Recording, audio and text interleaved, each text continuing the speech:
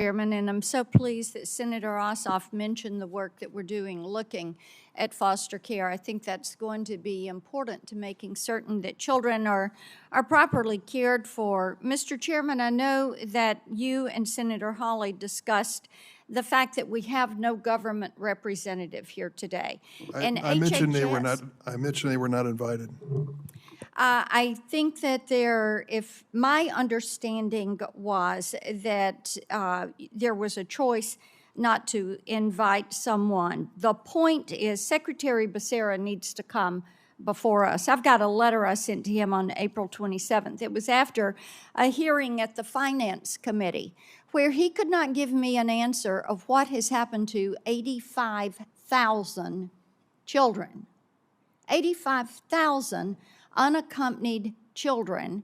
HHS is responsible for them, and they can't find them. They don't know if they're dead or alive or trafficked or being worked because they can't find them. The Office of Refugee Resettlement has lost about a third of the children that they're supposed to be caring for. I think this is shameful. I have not received a response from the Secretary on what has happened to 85,000 children. I will ask to put my letter in the record because he has had this time. The point is they don't know where these children are and they cannot find them and they're not doing anything about it. I think that it is shameful and we need to call him before this committee and find out what has happened with these 85,000 children that they cannot find. Ms. Rees, I want to come to you. You mentioned the southern border as something that could be done to stem this. I've been on the border several times. I see exactly what you're talking about. And it is why last week I introduced the End Child Trafficking Now Act. It would require a DNA test to establish familial relationship. This is something that had been put in place under the Trump administration, but like most Trump-era border policies, the Biden administration chose to end that. It is a 45-minute test. It tells you if a child is related to a person or not. It would put a stop to much of this child recycling, which is disgusting.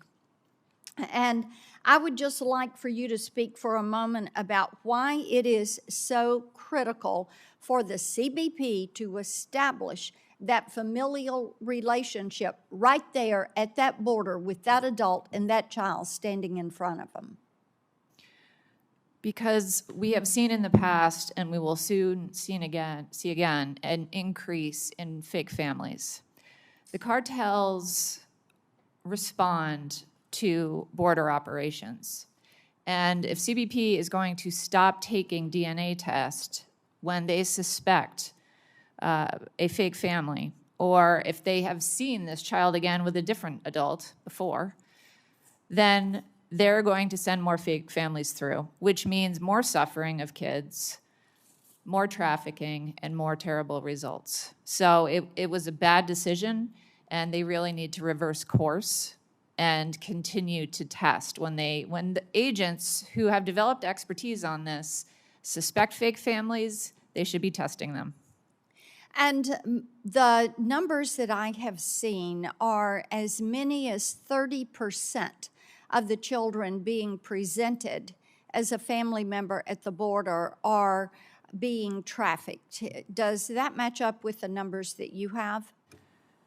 There have been several that have been discovered. So it is effective, and for any family, any child that can be saved from smugglers and adults who are lying and claiming that this child is theirs with obviously ill intent, then that is well worth it.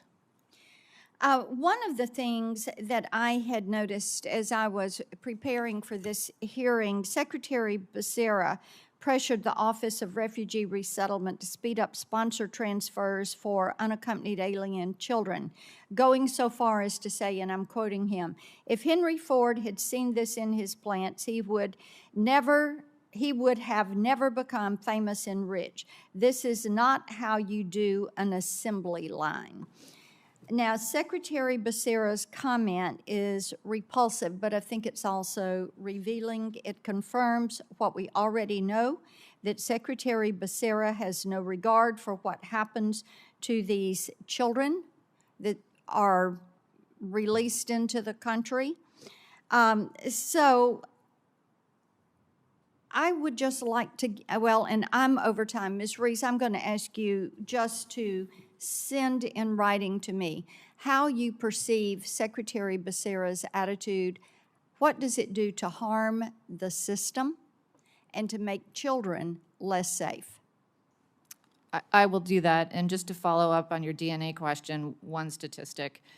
Between April and June of 2019, ICE was able to identify approximately 275 fraudulent families in just a matter of a couple months. Thank you. Thank you. On behalf of the chair and for clarification for the record, DHS does conduct DNA testing when